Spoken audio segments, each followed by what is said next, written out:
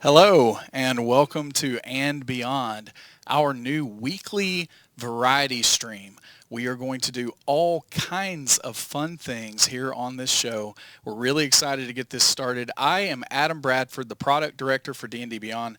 I am joined by my friend, Mr. Todd Kenrick.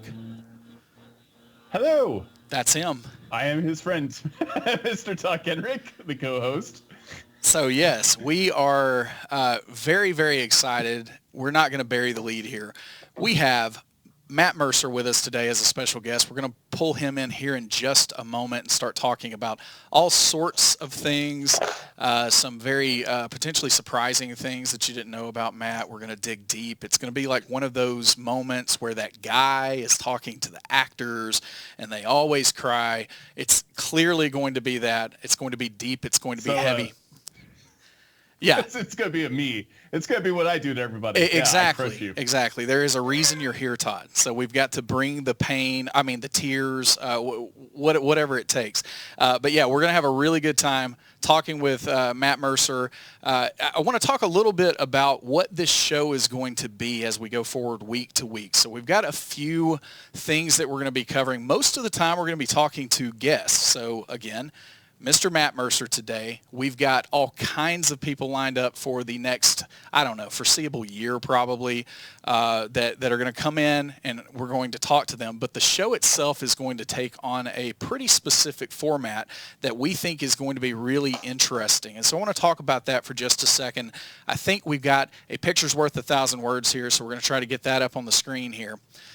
But the way that the format will typically go is we're going to have the first part where we are going to talk to the guest about D&D itself, Dungeons and Dragons. What are you doing? What kind of projects? What kind of irons do you have in the fire?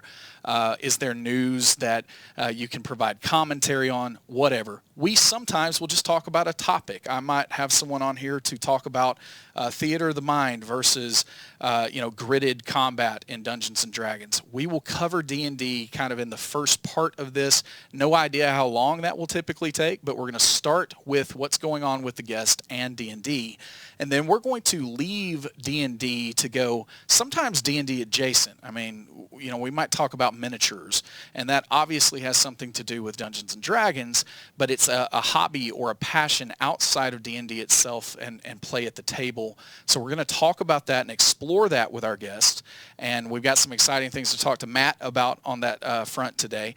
And then after we get done kind of talking through that, we're going to then tie that back to the D&D experience and talk about how whatever those hobbies or passions are for our guests, how does that impact? How does that improve? How does that make better their D&D experience and the people that they play with? So we're pretty excited about the format, and we're going to give this a try.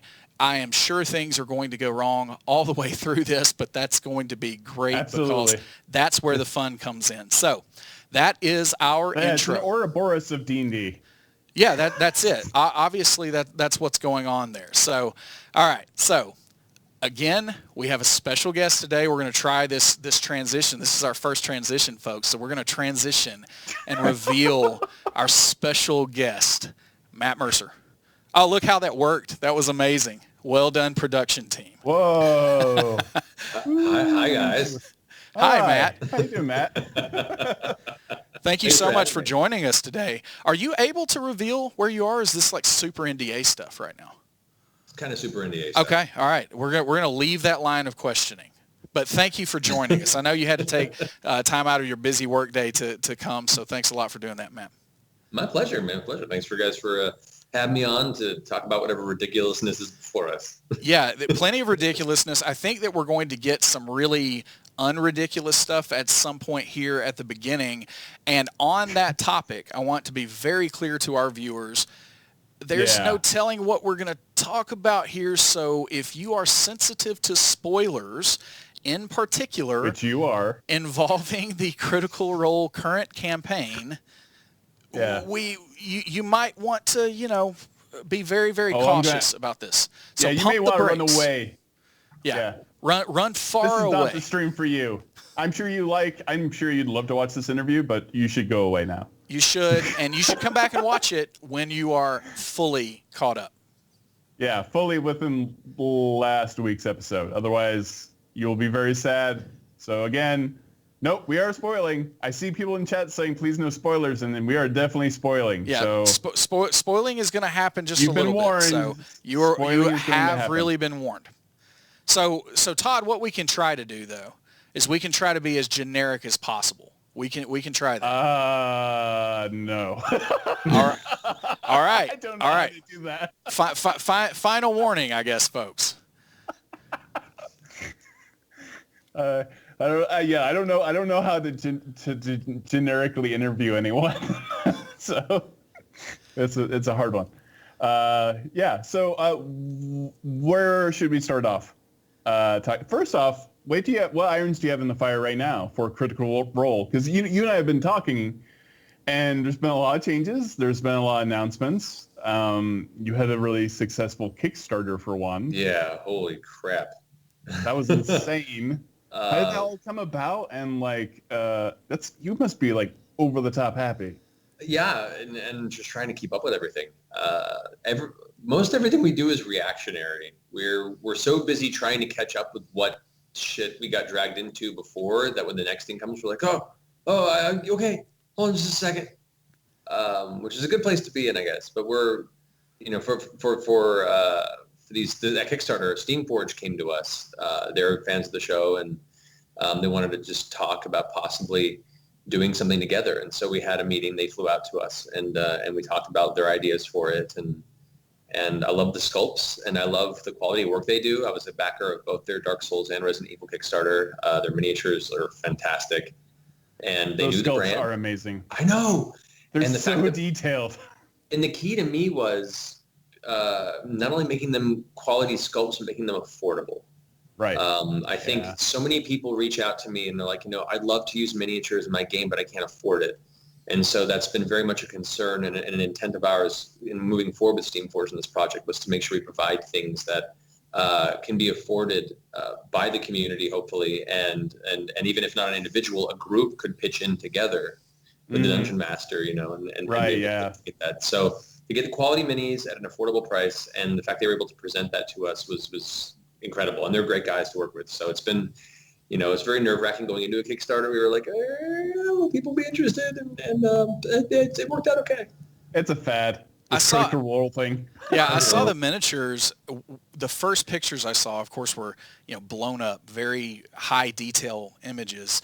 And my initial thought was, okay, these are going to be desk statues that are a foot tall. It's incredible the amount of detail that they're able to get into that sized miniature.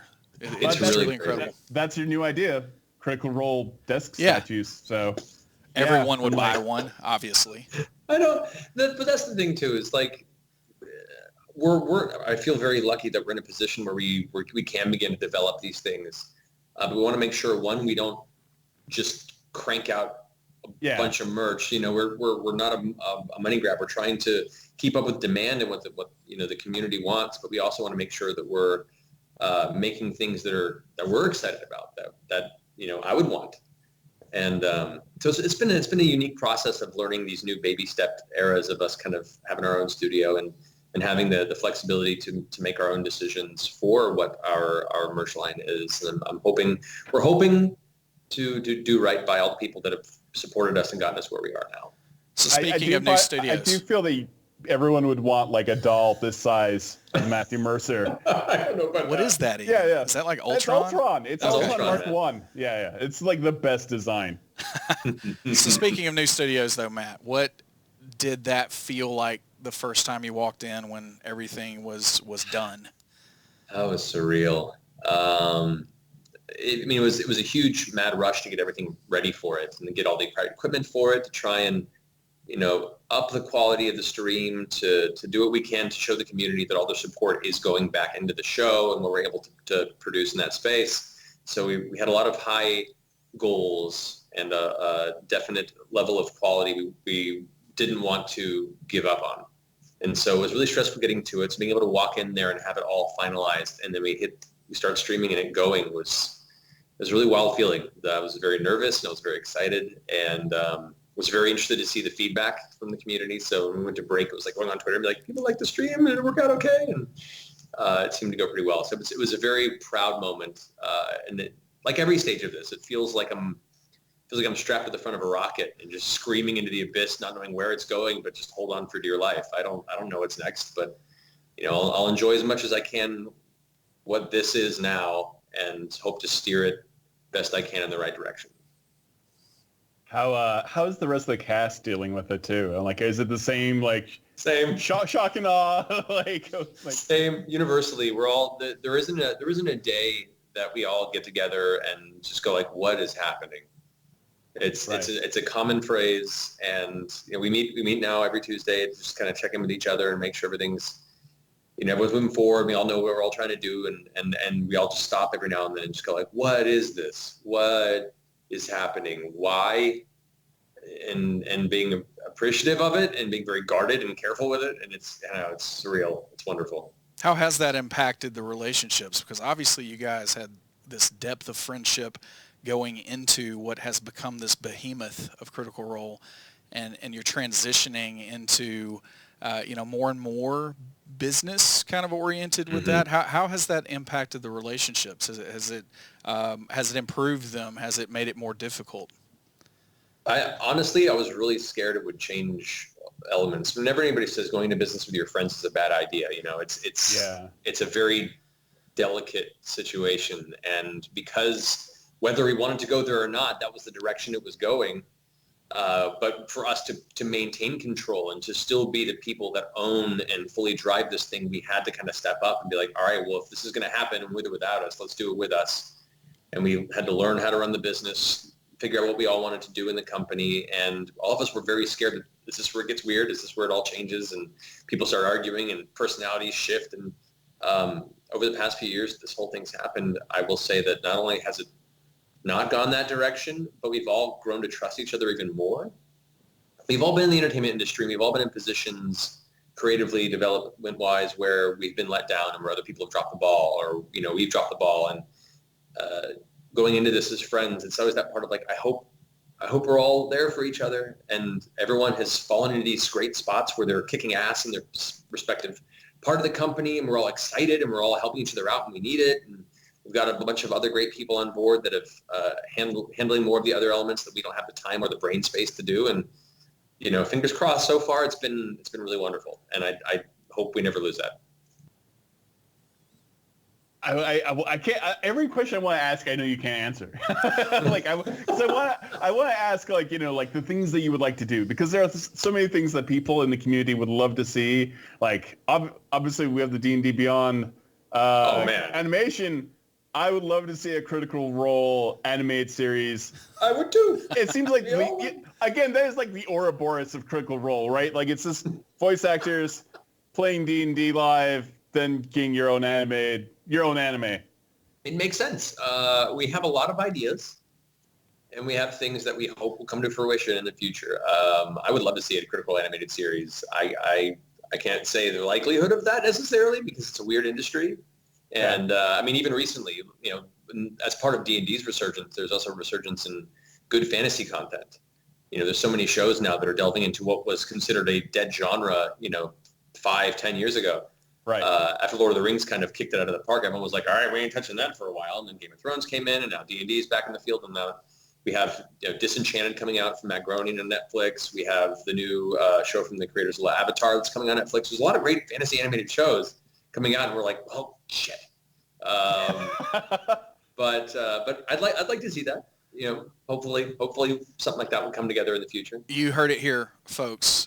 Matt Mercer hopes that a cartoon is coming. So that's all the confirmation, guys. I mean, take it and run with it, internet. It's a live action movie. What he's really avoiding is that it's going to be a live action film with all of them. That would never work. It would be fun to see you try, though.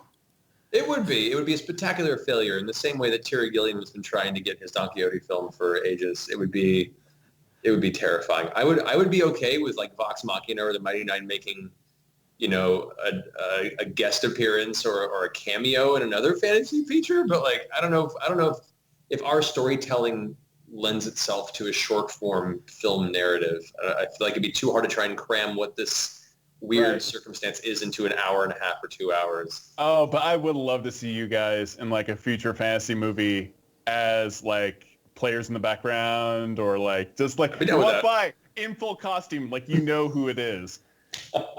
I'd be down with that. Like the Amazon Simularian, or no, Amazon's following Aragorn, right? The new Lord of the Rings series, and like it's just Amazon. just have like Percy walk by. I love that. So that's my pitch meeting. What you got, Adam? Yeah. So speaking of live action, and you mentioning the concept that the storytelling that's happening for Critical Role is maybe not conducive to some of those kind of formats. So can you talk a little bit about how that storytelling, being interactive and having to play off the characters? And I swear, I'm not like trying to segue into any of the recent events or anything, Todd. But I'm going to. Can you talk about how it being a game at the heart of this, how Dungeons and Dragons is a game, things happen positively, things happen negatively in games. Otherwise, they wouldn't be games in some way. Yeah. So can you talk about how that impacts the actual storytelling that happens? Yeah, I mean, part of what is the incredible spark of joy that these RPGs allow for us is that it is a collaborative narrative that no one really knows what's going to happen next. Even the dungeon master, whose best laid plans, in attempting to glean what future these players might stumble into, no one really knows. It's constant back and forth of presenting an action and reacting off that, and then reacting off that. It's throwing the ball back and forth between the players and the game master. And that is an experience that is thrilling in and of itself. And it's hard to convey that same organic thrill in a narrative format, especially a short form format. And with these stories, we're also living this world for quite some time. We're not jumping in here and, have all these very highly defined archetypes that you have to know exactly who they are as soon as they show up on screen, because there's not enough time to get into the meat of their character. They just have to go stop a problem or beat a bad guy and then credits. Role-playing games allow a long-form narrative that feels more natural, that feels more nuanced and more deep. And you get to feel these arcs, long arcs and character changes and transitions. And I feel it does a disservice to the format of the games that we play at the table to try and squeeze it into such a short form format. I wouldn't be against, if someone wanted to try it one day and they had the right ideas, as long as people could divorce themselves from, the fact that this is not going to be the same thing, on screen than it is at the table. Because many great home games have turned into forms of media. Right, absolutely. So it's doable. Yeah, Dragonlance, started as a campaign in many ways. Yeah, so it's not impossible, but I think the magic of that happens at the table is, the format is part of what makes it so magical. And so it can be brought to other forms of medium, but this form of storytelling in its purest form can only really be experienced fully, I believe, away from it being media presented to you more than media you get to exist along with it as it happens.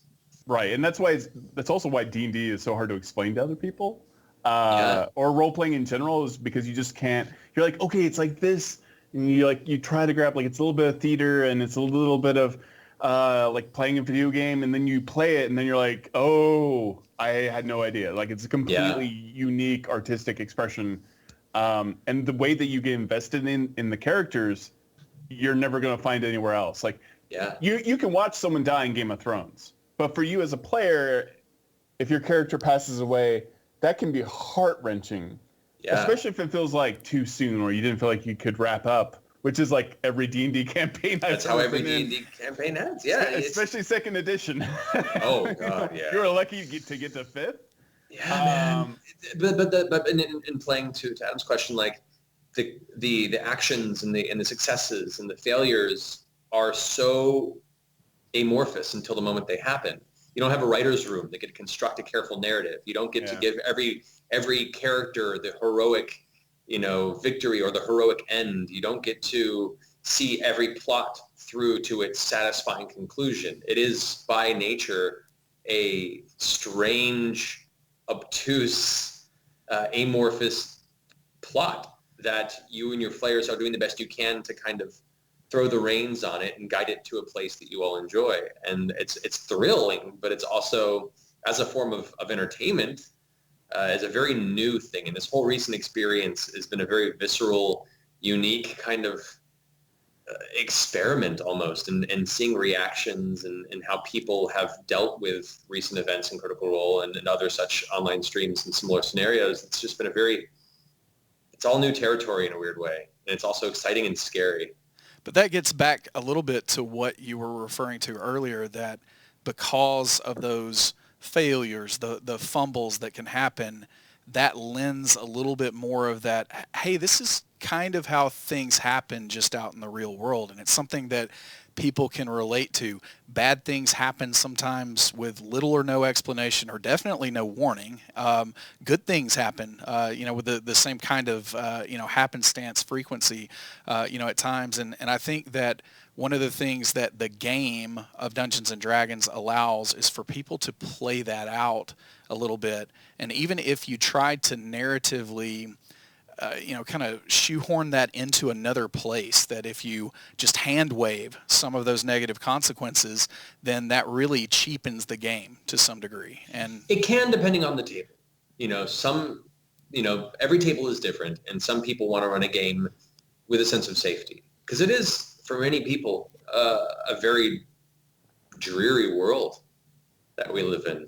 Right. And this is a place to feel comfortable and feel safe and escape to. And so not all narratives require, death or major consequences necessarily to advance the story. It is one of many tools in the box, but because of the nature of the game, sometimes you can't control which tool gets used to implement those consequences. That's part of the thrill. You buy in when you play the game. But I don't feel all games need that necessarily to be enjoyable. Some people like the idea of playing a narrative without as deep-seated consequences, because it allows them to experience these stories in a safe space. And there's nothing wrong with that. Yeah. The game that I run, the game that we play, is kind of a little bit of both. It's a very safe space for the players, and we're all there to build the story together. But we also all understand that threat exists, because that's what makes the stakes real for us. Maybe not for everybody who watches, but for us.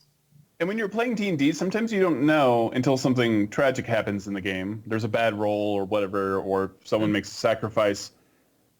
Then it actually forces you to ask the question, for the story, is it better to let this terrible thing happen, or find a way to reconcile it and fix it? And sometimes then you start thinking, like, maybe I do want to play a different character. Maybe I want to do something different. But until that moment happens, you may not know that you want to. You may not know that you want to move on, because you didn't make that moment. It's not like reading a book or a film, and we can all kind of get into, we all have an instinct of the cadence of a film and a 3-act structure. And this, they showed the gun in the first act and it's going to show up in the third act. And that's not D&D at all. Like, we never know where it's going to go. So yeah, when I've experienced any kind of character death, it definitely, like, okay, is this a good moment for the story? And also, is this just a good moment for me to think of something even better to do, to move on to? And from a DM standpoint too, ultimately you're all at the table to have fun.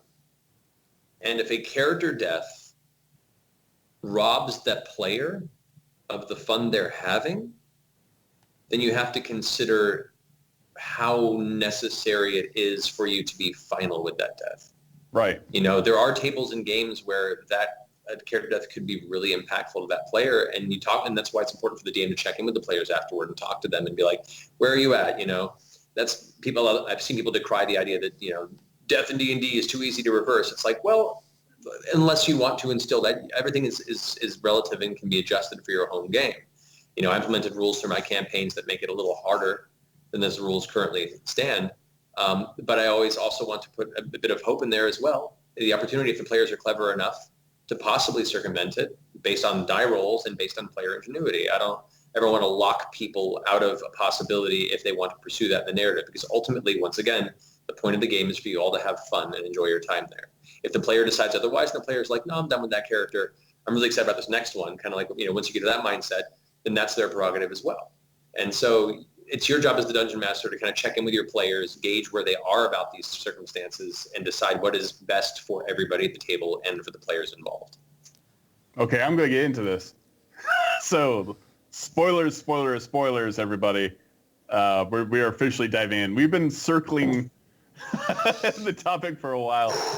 What was last week like for you? Because there's so many different layers that I loved about this moment from last week's episode. Again, spoilers, everyone, so please leave. If don't leave if you've seen it. Don't leave if you've seen it. Stop watching our show.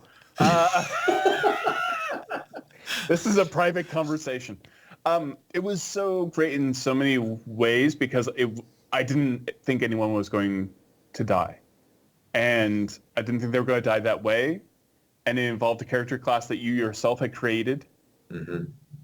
But, and as tragic as that was like a really great example of kind of how the Blood Hunter works. And that risk versus reward mentality of that class is that was like the epitome of like, this is what's on the table. If you're playing a Blood Hunter, this is it's much higher stakes than any other character class probably in D&D.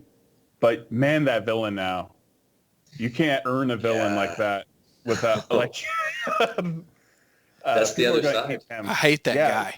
Absolutely, I hate that guy. And you should, and I do, and I love him because I hate him so much. It's a delicious villain in a campaign is that's part of the reason the DM runs the game, is the opportunity to create that type of tension.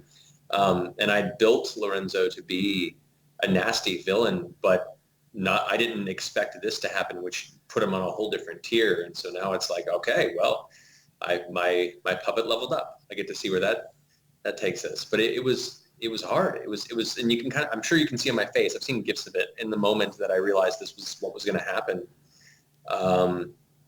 That all the emotions hit at once. It was the realization that I'm killing a player character. It's a realization that if I do anything to cushion this blow, it wouldn't be true to the villain, and it wouldn't be true to the story that we've presented. It wouldn't be true to the game as we've wanted to play it and as we've wanted the community to engage with it. And I have to do this. And it felt right to me, and it felt right to the players, even though we're all very sad about it. Because I think in the long run, it's going to make for some great storytelling, whether or not Molly comes back, whether or not his next character steps into those shoes and carries on from there. This moment is a very powerful and a very important moment of the game. And that's what these moments can be if you're careful and you're receptive to your players in how they deal with it. So I was scared, I was hurt, I was emotionally distraught, I felt guilty, but I also was excited at the prospects of where this could go. It was all of those things at once, all rushing to me at one point, and then realizing how many people are watching this happen, and how many people are going to be really angry at me, in 5 seconds, and just going, well, here we go. And that's the thing, is like people need to remember that this isn't a choice. These are random dice rolls. These are things that happen within the narrative, and staying true to a story isn't a choice. Especially like if you're an actor or if you direct or you make content like that. Like if it feels right, that's where the story has to go. And so you shouldn't be it's hard letting go of characters that you love, that you've been watching on screen for so long. But you definitely shouldn't be negative about losing them. Because sometimes that's the best part of a story, is the end for someone. Yeah. It's tough.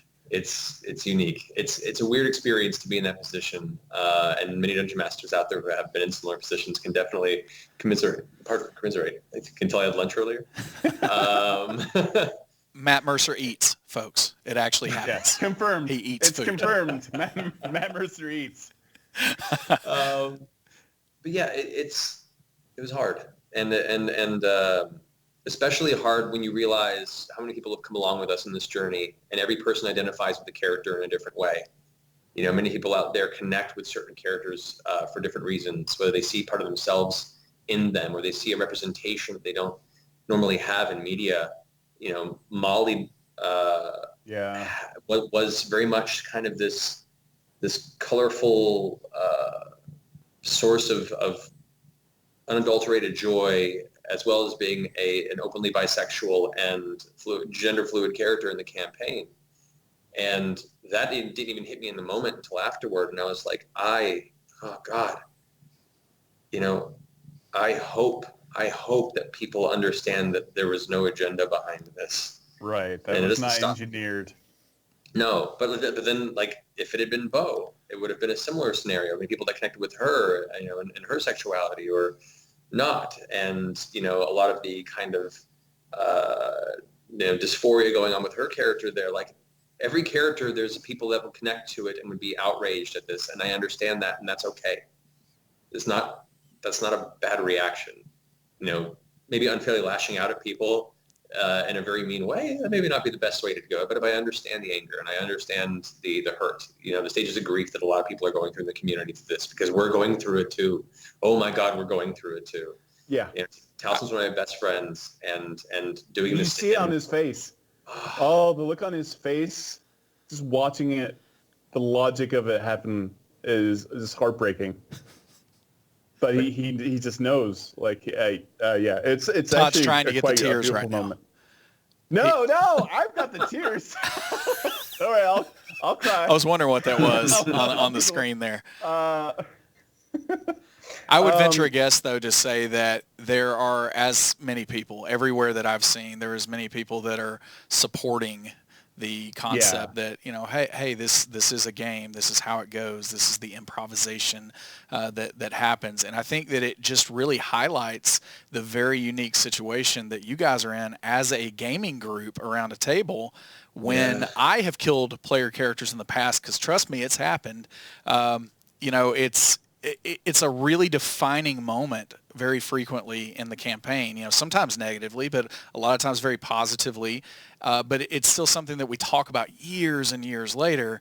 And now for Critical Role, you amplify that by, thousands of people that are also sharing in this moment. It's surreal. It's, and to the point, like, a lot of people are being very supportive, and I really appreciate that. People that are not, I appreciate that too, and that's okay. I'm willing to take that. I accept that. I don't regret how things went down. And there are always, whenever you run a game, you're always looking back like, oh, maybe I should have done this, or I could have been this differently, or I could have expressed this more. But that's every session you run. But it is what it is, and I fully accept whatever rage and anger gets thrown at me, because I know it's coming from a place of love. But that's what makes for the game character, great, for the story. Yeah. These random moments. I love death in D&D just for the fact that it does remind you, like, you love the characters you have in Critical Role. Understand this is how D&D happens. Like, if an encounter goes bad, just an encounter like that, I didn't expect anyone to die in. Like, it could be anything. Love the Critical Role characters you have now, because they might not be around too much longer. Yeah, that's the thing. It's like, I think sometimes the element of not feeling too safe makes you love characters more, and it has made me love characters more for myself. I had a character I played for like 10 years, and he finally, like, he died in this campaign in this amazing way. Like, his own brother, like, stepped in through the chest. But I was given the opportunity to bring him back, and actually that was a mistake for me, because, like, for like a year later, they're like, oh, do you want to bring this character back? And I did, and it didn't feel right.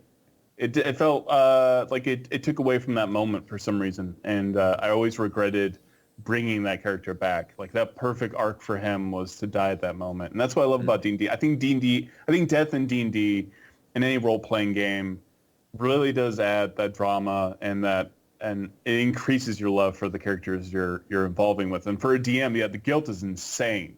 Yeah. But to your point too, like, death shouldn't be instituted as a reason for drama or a means of drama. Yeah. It's more that when it does occur, you allow it to have the impact and weight that it should. Right. I saw a couple comments saying, like, I think Matt killed him on purpose is just to make the game dark and dramatic. And I'm like, you think I would have really done that 2 weeks after our Kickstarter with our Molly mini as part of the group? Yeah. Like, It's not good marketing. That's a great point. No, but that's part of the weird scenario of trying to create things based around a show that we don't know what's going to happen week to week, and we just have to adapt as we go. But yeah, I mean, none of this is intentional. I can't wait to see the Kickstarter follow-up that, incorporates whatever new has to come out of all this. Oh, yeah, we're working on that. I'm sure. We're like, oh, shit. That's great. So I'm going to put a little bit of a pin in this. I know we could probably talk about this all day. We've got some other things that we want to jump into with Matt here. But thanks for being a good sport with that, Matt. But so moving on, is there any so I know you guys are doing Gen Con. There's a big live show. I know you guys are doing SDCC. Is there anything else that is happening on the horizon here that you'd like to tell folks about? Yeah, we're also going to be at New York Comic Con in October. We'll have more announcements coming up about that because we got some cool plans for that as well. I think those are the only currently announced elements, but we do have some other fun events coming up down the road that we'll be announcing as we come out.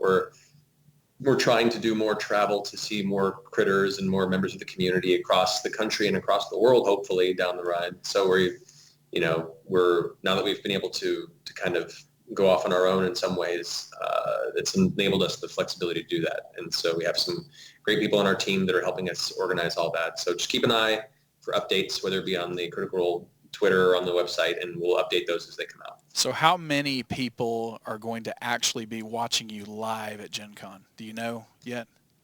Live in the theater, I think it's 2,500. Wow. That's a lot of people.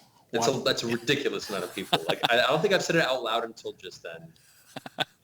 How many? 2,500. I think it's somewhere around there. Like I mean, it's got to be sold out, right? I think it is. Yeah. Yeah. That's theater. You're just doing theater, man. It's dumb. I don't know, man. It's great. No, it's great. It's wonderful. It's wonderful.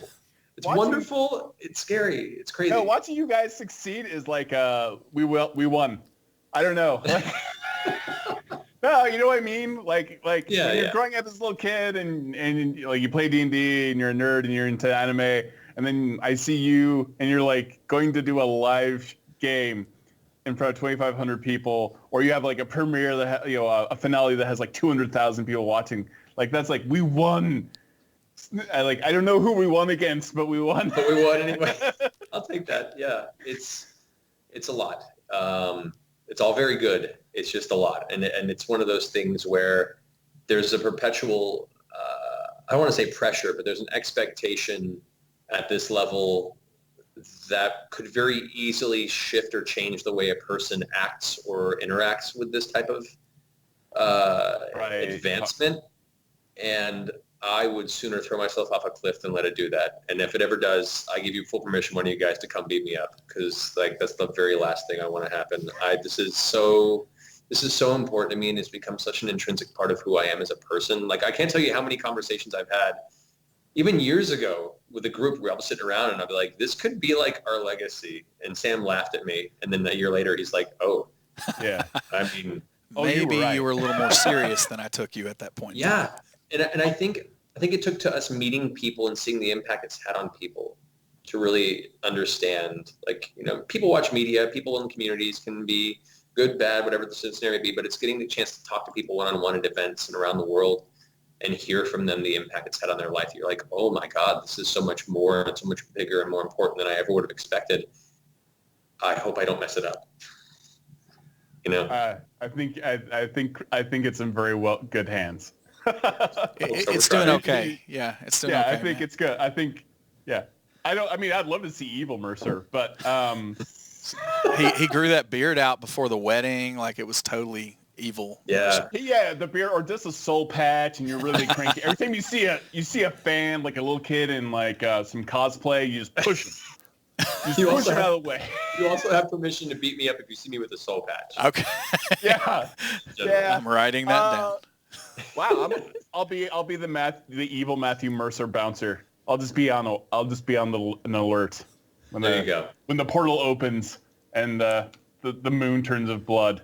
Yeah, I'll be ready. All right. It could also be Matt Colville. He's halfway there. Oh yeah, obviously he is. We're gonna have him on the show. Colville will just show up just like Thanos. Yeah. That's great. All right. So miniatures, Matt. Yeah, so clearly we have some Kickstarter activity that has been going on, and we just talked about that a little bit. I have heard that you are pretty passionate about miniatures painting. It looks like you kind of get a little bit giddy with the terrain as that happens at the table. Yeah. So when we're talking about that passion, we've got one other passion that we're going to bring up too, but want to jump into miniatures first.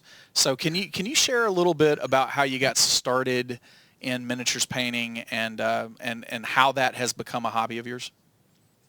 Yeah, when I was very, very young, my grandma got me like a train set. I went around our Christmas tree at Christmas time, and it had little tiny people. And so I like the idea of having, these tiny people in a tiny train. And then suddenly she got me a couple of trees, and I was like, oh my God, I can change the tracks around and set up this tiny little space. And, that to me was really enthralling as a kid. And then I had a small set of paints that I used to paint the clay things that I'd sculpt. And I began to paint the characters there to be like Carnage, or different comic book characters. And I began to realize I can make these whatever I want to.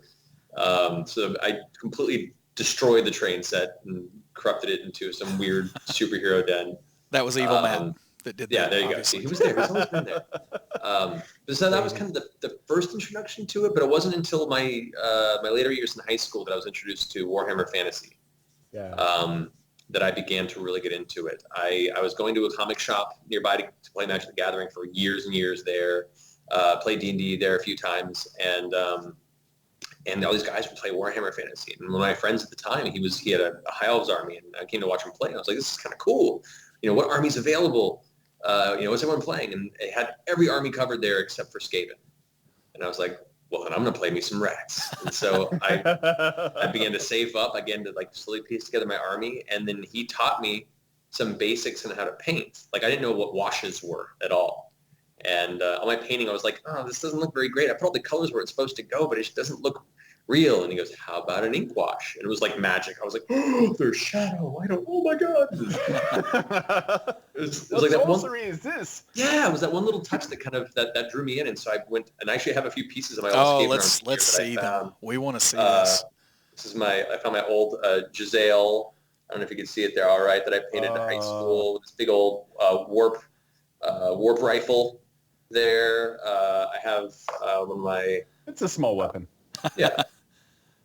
Have some, I can't remember what these guys are called, the warp throwers or whatever. Those are warp fire throwers. These are like the globadiers or something like that. But I'm sure someone is correcting it in chat right now. I'm sure they are. I haven't played in 20 years, guys. I have my little Skaven assassin dude chilling right there with his knife in the air, the poison on the end. Nice. You see it there. Yeah. Oh, nice poison. Was that part of the sculpt, or did you add the poison? The poison was in the sculpt, yeah. Okay. So yeah, I got really into painting him then, and I got super into Warhammer, and I was like, heck yeah, my Skaven army's ready to go. I can finally have been playing enough. I'm gonna go to a nearby tournament and just do competitive game. And that summer, Games Workshop changed the rule system, released the new rule set, negated half my army, and the Skaven vote didn't come out for years later, and I was like, you know what, I'm done. But that was how I got really first started into painting miniatures. But then there was a pivot opportunity, right? Because there was. I didn't play for many years after that, and then I think it was 2011. I want to say a friend of mine went ahead and introduced me to War Machine, and he was really into War Machine. And he's like, "You got to play this game." I'm like, "Dude, nah, I got burned on Warhammer bad. I have no interest in this. I've been hurt before." Yeah, I was like, I know what you're trying to do, but I'm good, thanks. And he's like, it's smaller models, numbers. It's kind of steampunky. It's fun. It's skirmishes. Try it out. I'm like, fine, I'll try it out. And I had a lot of fun with it. Went, crap, now I have to go buy these. And so then I got really into my protectorate army there. And then I began, and he taught me how to dry brush on top of washes. And so each of these little people came into my life and taught me different painting techniques that kind of made me go, oh, it comes to life. And And it became my Zen thing. It became my, like, between the hours of 11 p.m. and 2 a.m. wind down to just paint in the kitchen. And then me and Marisha just started dating, and we both got our armies, and we started playing War Machine together, and then we both started painting together. And so she'd have her Crick's army on one side of our little kitchen IKEA table, and I'd have my men off on the other side, and we just paint together and swap tips, and it became kind of like a really wonderful Zen clarity moment for me whenever I did it. And that was when it kind of really kicked back into my life. A couple that paints together, stays together. Keep that in mind too. Actually brought one of my Protectorate models too. Oh, here we go. We see a little a little bit further back. There's some marked improvement there, Matt. Oh yeah. Whoa. Stuff, so. Will you? That's pretty good. Do you do commissions, Matt? He has time for that for sure. Because I've got two. Oh, nice. You and I talked about this. I'm testing the giant soul sorcerer that Mike Merles showed on Unearthed Arcana. So I got this one from you can't really say it. Yeah. So I got it from Heroes Forge, and he's a tall dwarf because he's got that giant soul blood in him. So he's like a 7-foot tall dwarf. But then when he enlarges, gets that big, and then I'm getting another one made that's going to be like that big. All right, so Todd, I need to definitely see that in a future week. Like we will, we will follow up on that and see how you did. That's amazing. Yeah. So there's a lot of terrain that happens on the set, and so all the way back to the train set. I was putting together the new Dungeon of Doom from Dwarven Forge on my desk earlier, and just looking at the first 3 encounters. They look incredible.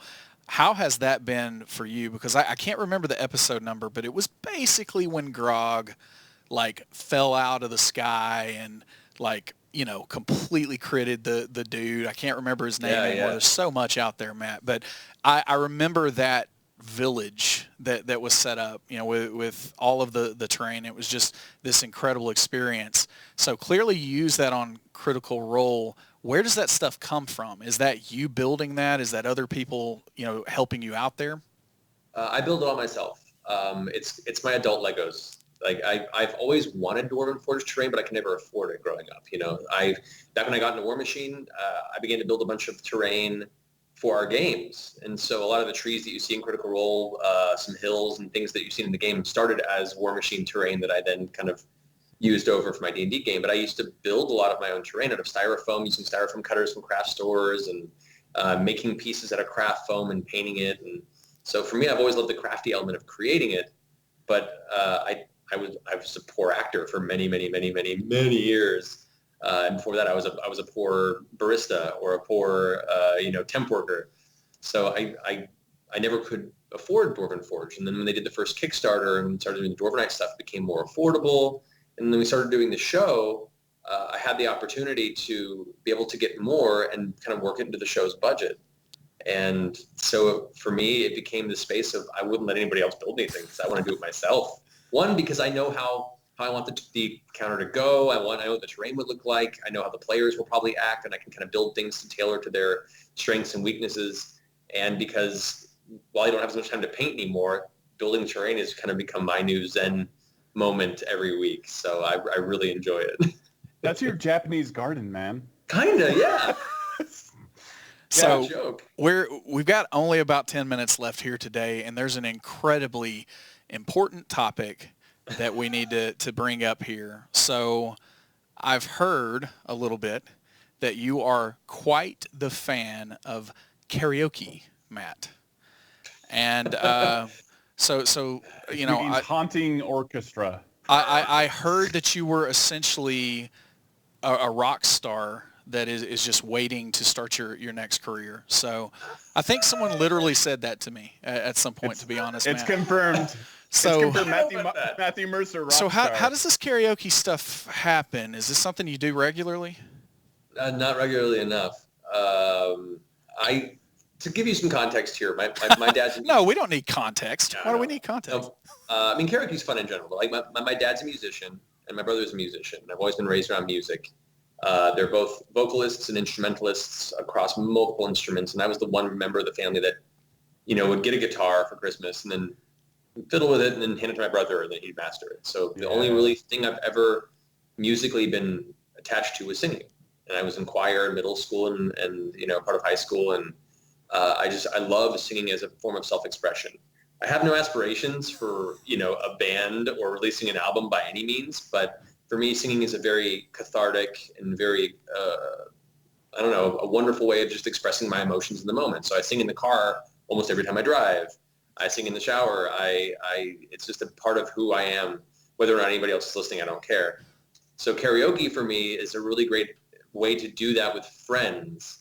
And I prefer like the private booth kind of Japanese, Korean style karaoke, because it's opposed to like the open bar and you get the drunks and the stars, the people that want to be discovered fighting for attention at the microphone. And you get people that are really, really, really good doing full, scale operatic performances in their dresses. And you're like, why are you at a karaoke bar? But sure.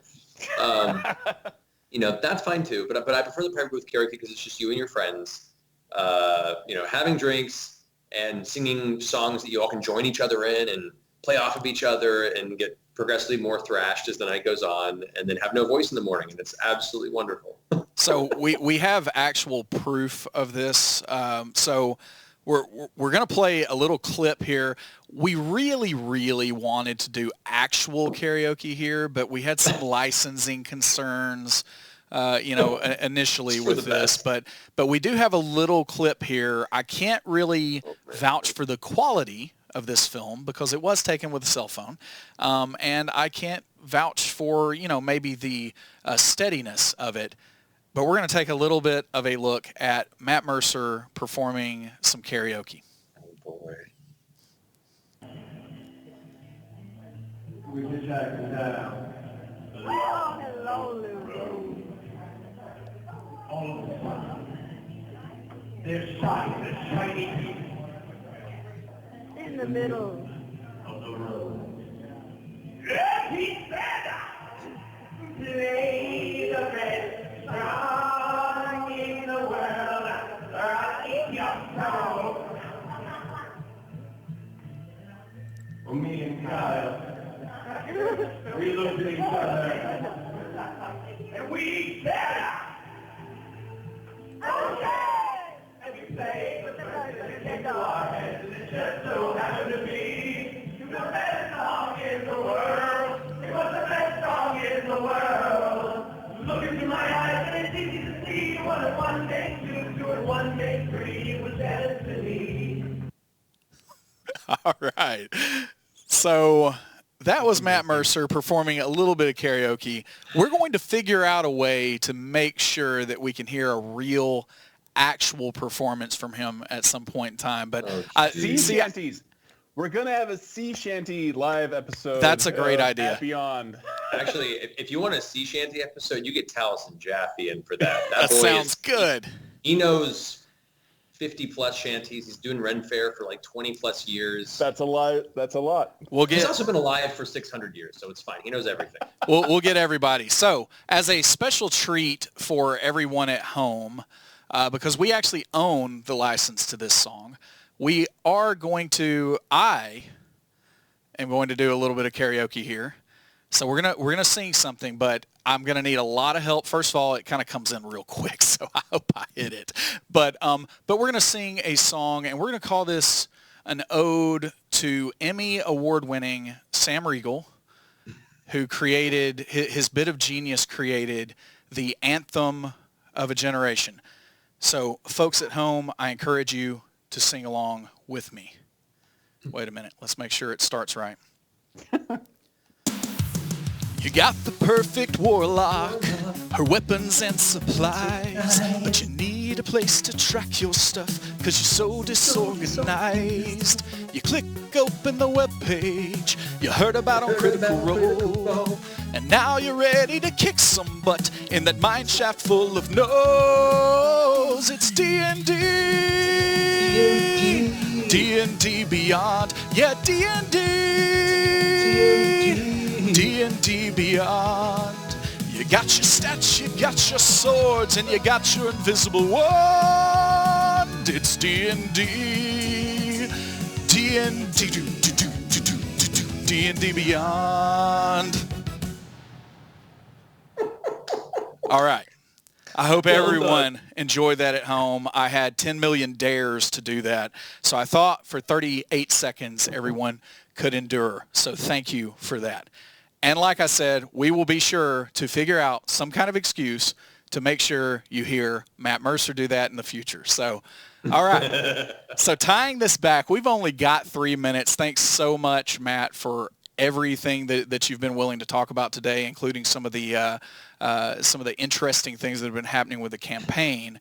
But one of the reasons that we wanted to talk about, I think miniatures and terrain are really clear how those tie into and impact your Dungeons and Dragons experience.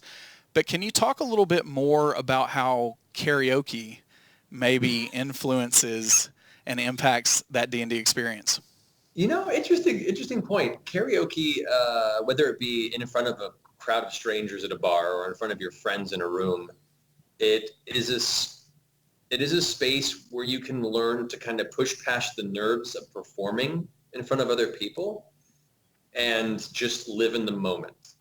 And I think it's a very important hurdle for some people to kind of work through in this game. I get a lot of people that reach out like, how do I get more comfortable in my character? How do I get more comfortable speaking out at the table? Or how do I get comfortable enough as a dungeon master to seemingly make a fool of myself by acting out all these NPCs with silly voices? And I think for me, karaoke has been a space for me to let go of any of that insecurity and worries about oneself and just go for it. And I think that same kind of permission at the table is a very wonderful and healthy thing. And I guess if I were to attribute it, I would say that karaoke is a good place to practice that type of release and just stepping into that moment. So it's a big trust fall. It's essentially yeah. that, you've got your group of friends around, you're willing to put yourself out there. And I know that really does impact D&D at the table in particular. I think that one of the most exciting things to see as a dungeon master is when you do have a player that's possibly new to the game, sometimes not, but has some walls put up, kind of in the shell just a little bit here or there, and maybe you're enjoying the experience, which is great, and that's completely valid, and we would encourage that. But to see the shell crack every now, and then they are willing to put themselves out on the line like that with the friends around the table. And I think that's one of the greatest things, is to try to figure out that group that you can play with where you can put yourself out like that. And I think that's one of the reasons that Critical Role resonates so much with people across the world, is that they see that this is a group of friends coming together to play Dungeons and Dragons that really care about one another. And hey, they're willing to be a little silly, a little dramatic, a little all these things for the sake of telling this interactive story. So yeah, I think karaoke is absolutely a great place, kind of a testing grounds for that kind of support. Seeing players open up and like really give it their all for the first time when they first learn D&D is like the best thing. My wife just created a gnome and she is full voice acting. Just all the way, and I was dying. I actually lost track of where I was in the game because I just was so unexpected to like just knock it out of the park. And when you see a new player or you see someone just get their character finally, sometimes that takes a couple of adventures, and they feel comfortable around all your friends. That's like the best moment. I agree, man. I completely agree. I've got to jump in and be the bad guy here. Unfortunately, we are completely out of time. Thank you so much, Matt, for joining us today. This has been an absolute pleasure, as always. Thank you for helping us kick off this little shindig. And thank you, Todd, for joining in. Thanks, everyone who has been viewing today. We're going to do this every week. Next week is going to be, once a month, we're going to do our dev update. So it's going to be me talking about everything that's new with D&D Beyond, letting you guys ask all the questions that you could possibly want to, and I will answer almost every one of them. So take advantage of that. That will be next week, and then we will come back to this format the week after that, which I think is like August the 1st, maybe, if I'm doing that right. Sounds right. So yeah, August the 1st, we will come back with Lisa Chen, and very, very excited to talk to her about everything that's going on with her. I can't wait to see what kind of passion or hobby she's going to get into. So join us the next few weeks. We're going to be here every week. Thanks again, everyone. Have a good one. Thank you, everyone. Thank you for watching. Guys.